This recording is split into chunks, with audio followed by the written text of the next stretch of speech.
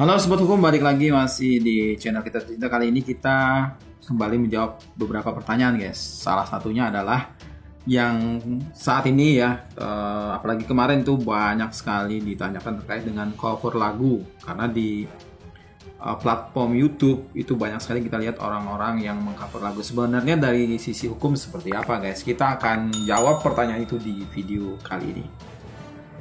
Oke, langsung saja kita check it out videonya.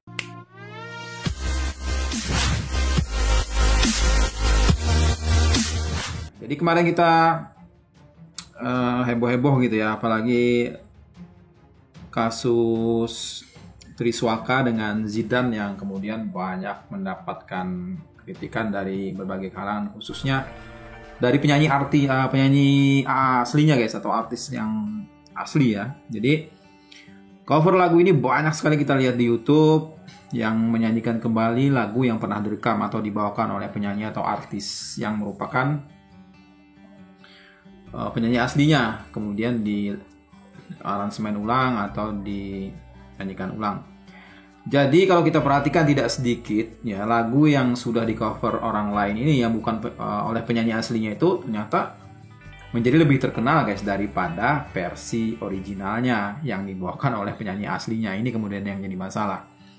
Nah, berangkat dari sinilah kemudian banyak artis-artis baru itu yang mencoba peruntungan dengan menyanyikan atau mengaransemen lagi lagu-lagu yang sudah pernah dinyanyikan oleh penyanyi lain atau sudah pernah populer ya dengan cara di cover.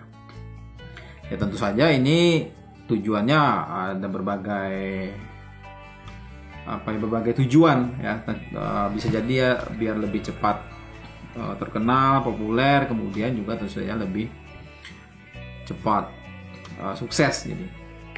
Nah, yang jadi masalah kemudian apakah tindakan mengcover lagu ini yang kemudian kita unggah khususnya di platform YouTube itu melanggar hak cipta dari sisi hukum yang ada di negara kita ya. Kemudian adakah sanksi hukum yang bisa dikenakan oleh penyanyi aslinya kepada yang mengcover lagu di video itu? Jadi saat ini mengcover lagu ini sudah dilakukan oleh banyak orang, bukan hanya yang terkenal saja, yang tidak terkenal pun banyak kita perlihat. Nah, tentu saja ini dilakukan salah satunya untuk mengapresiasi karya oleh sang pencipta ketika dia dinyanyikan ulang. Tapi kemudian ini tidak sejalan guys dengan pemahaman yang cukup harusnya terkait dengan aspek hukum apabila ingin melakukan aransemen ulang, menyanyi ulang atau istilahnya mengcover lagu lah. Kalau kita lihat pengertiannya, mengcover lagu itu apa sih kalau kita cek di Wikipedia itu ya. Mengcover lagu itu adalah merekam atau pelampilan baru dari lagu yang sebelumnya itu pernah dirilis secara komersial. Nah, rekaman baru yang dimaksud dilakukan oleh musisi yang berbeda dengan versi awalnya. Biasanya guys, para musisi melakukan covernya melalui media YouTube yang paling banyak ya, karena ini yang paling komersil. Dan YouTube ini kita tahu adalah situs berbagi video di mana penggunanya itu bisa mengunggah, menonton, dan sharing atau berbagi video. Dan belakangan ini semakin marak kita perhatikan di YouTube ya.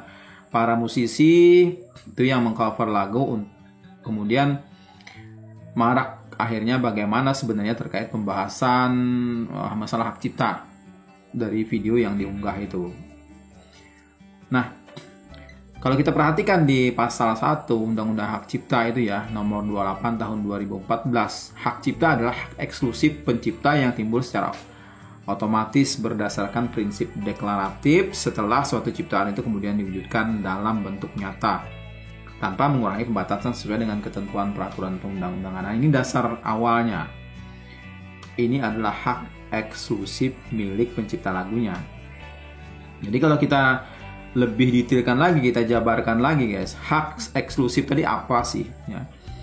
Hak eksklusif itu sebenarnya hak yang diperuntukkan bagi penciptanya sehingga tidak ada pihak yang lain yang bisa memanfaatkan hak itu tanpa izin si pencipta lagu tadi ya. Nah, di dalam hak cipta itu melekat guys hak eksklusif yang terdiri dari hak moral, dan hak ekonomi. Jadi dua hak ini yang melekat dari ciptaan tadi. Di pasal 5 itu hak moral itu adalah hak yang melekat secara abadi di ciptaannya tadi, di lagunya tadi, kepada sang pencipta lagunya. Dalam hal apa itu yang melekat? Tentu saja dalam hal yang pertama, tetap mencantumkan atau tidak mencantumkan namanya pada salinan sehubungan dengan pemakaian ciptaannya untuk umum, ya, hak yang melekat itu. Kemudian yang kedua, menggunakan nama aliasnya atau samarannya. Yang ketiga itu mengubah ciptaannya sesuai dengan kepatutan dalam masyarakat. Yang keempat adalah mengubah judul dan anak judul ciptaan.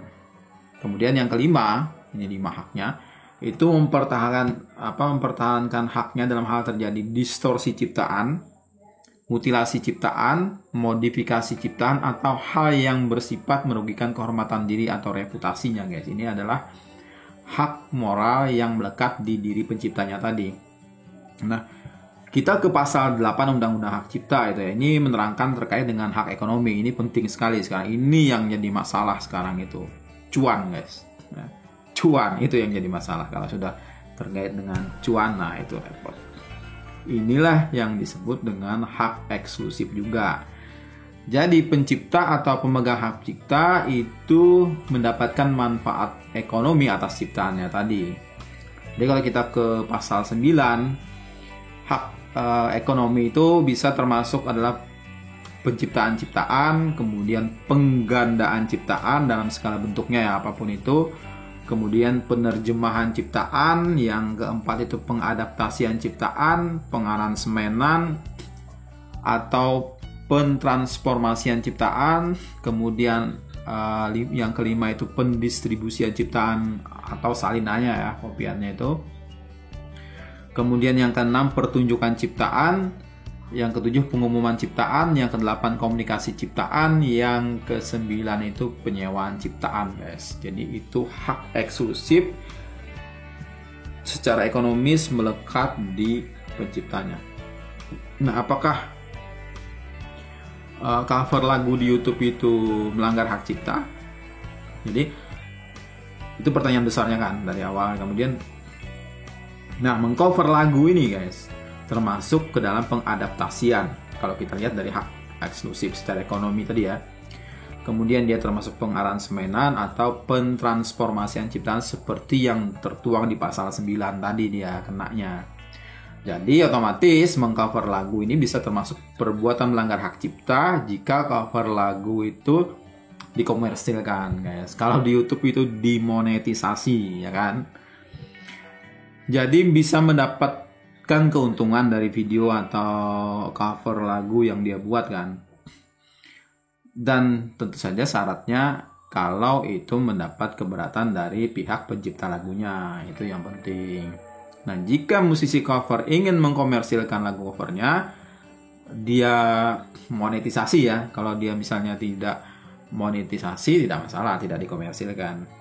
Kalau misalnya dia mau monetisasi, mau mengkomersilkannya, maka wajib mengantongi lisensi dari penciptanya. Wajib izin, ada lisensinya, nggak sembarangan. Nah, lisensi ini apa sih?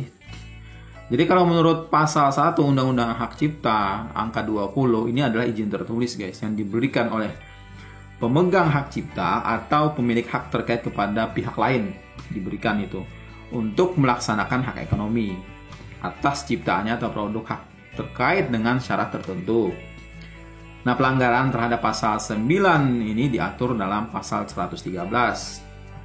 Jadi, kalau kita lihat sanksinya itu ya, di pasal 113 itu, setiap orang yang dengan tanpa hak melakukan pelanggaran hak ekonomi tadi, sebagaimana dimaksud dalam pasal 9 ayat 1 huruf I itu, untuk penggunaan secara komersil, yaitu bisa dipidana dengan pidana penjara paling lama 1 tahun dan atau pidana denda paling banyak 100 juta rupiah, guys. Ini tidak main-main ancamannya ini.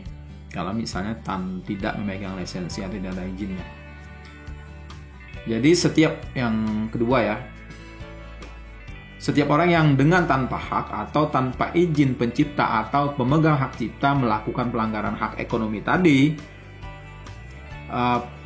yang dimiliki oleh pencipta itu ya, pencipta lagu tadi, sebagaimana dimaksud dalam pasal 9, penggunaan secara komersil itu dipidana dengan pidana penjara paling lama 3 tahun dan atau pidana denda paling banyak 500 juta rupiah. Ini yang kedua sanksinya. Nah, sanksi yang ketiga itu penggunaan secara komersial itu bisa dipidana dengan penjara paling lama 4 tahun dan atau pidana denda paling banyak 1 miliar rupiah, guys. Itu dia ancamannya. Jadi ada yang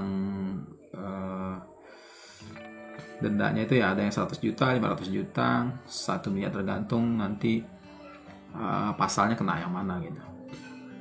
Nah, kalau misalnya mengcover lagu